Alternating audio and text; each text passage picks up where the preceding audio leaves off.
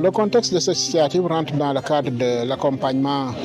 des villages de reclassement social après l'abrogation de la loi 7603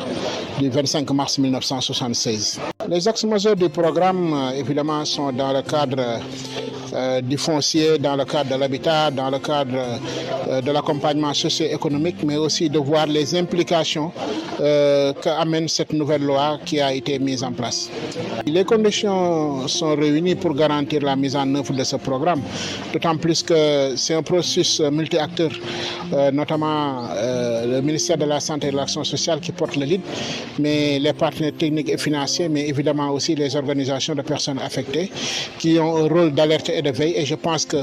comme ils sont au cœur de ce processus, je pense que toutes les conditions sont réunies pour la mise en œuvre de ce programme.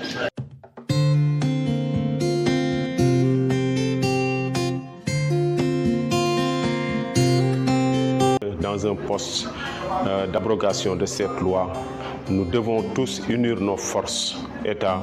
collectivités territoriales, partenaires techniques et financiers et tous les acteurs qui interviennent dans le cadre de ces communautés-là à leur apporter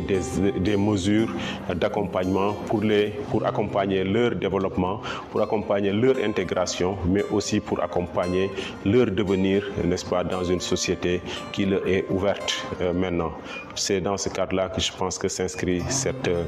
l'élaboration de ce programme. Donc ce programme, normalement, doit pouvoir les réintégrer dans la société à laquelle non seulement ces communautés appartiennent, mais aussi doit être en mesure, n'est-ce pas, de les accompagner pour qu'elles puissent quand même de manière beaucoup plus importante et pertinente accéder aux facteurs de développement, aux facteurs de production et avoir les mêmes droits, n'est-ce pas, que les autres communautés avaient. Donc je pense que ce programme a l'intérêt quand même de travailler à ce que ces communautés puissent retrouver, n'est-ce pas, tous les droits auxquels, n'est-ce pas, elles ont besoin.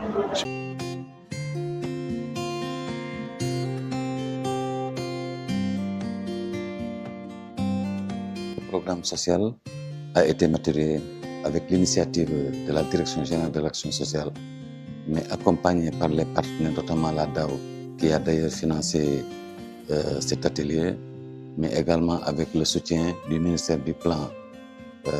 du ministère de l'économie, du Plan et de la coopération, mais également du ministère des Finances et du Budget, mais surtout avec la grande participation de l'Association sénégalaise de lutte contre la lèpre et les MTN, qui a joué un rôle important en termes de plaidoyer pour l'abrogation de cette loi. Donc, il faudrait dire que nous avons été très satisfaits de cet atelier qui a été organisé par la Direction générale de l'action sociale, parce qu'il a permis déjà, à travers une présentation sur le cadre juridique des villages, mais également à travers la présentation de la note d'orientation, de pouvoir vraiment cerner les défis et les enjeux autour des implications des différents ministères au niveau de cette loi qui vient d'être abrogée. Et l'autre aspect qui nous semble être important aujourd'hui, c'est que suite à cet atelier, il a été perçu la nécessité de changer les paradigmes en matière de stratégie d'intervention. Je crois que à partir d'aujourd'hui, il est clair que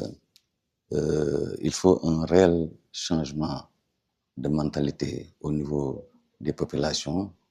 qui sera accompagné certainement par un grand programme de communication pour un changement social et comportemental.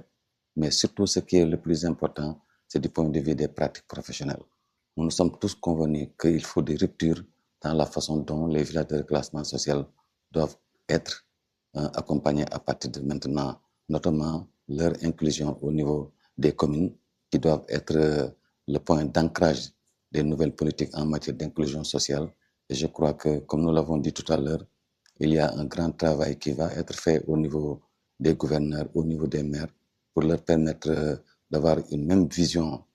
en tout cas une même mise à niveau du point de vue de la compréhension, en tout cas des implications, et aller maintenant vers la mise en œuvre de ce programme qui est en pleine maturation et certainement qui va bientôt être validé.